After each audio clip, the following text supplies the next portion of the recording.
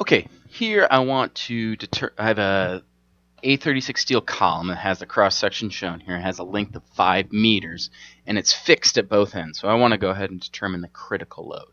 Okay, so the first thing I need to do is find the moment of inertia. And again, I want to find the moment of inertia about the weakest axis, which is going to be basically my horizontal axis, because it's more likely to bend and buckle about that horizontal axis than it would be about the vertical axis, where the height is 50 millimeters instead of the height being 100 millimeters. So I'm cubing the smaller number essentially. So that's what I have here, 112.1 times 0.05 cubed, minus then that inside one, which is 80 and 30 cubed. So I get the moment of inertia about the weakest axis given there. Then I simply plug it into my critical load equation, where K is going to be 0.5, because again, this is fixed at both ends, so the effective length is 0.5. So I take the 0.5 times 5 up to the squared.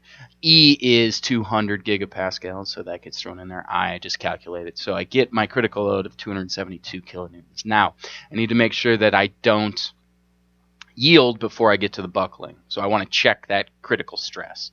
Okay, so I figure out the area, which is, again, just the outer minus the inner.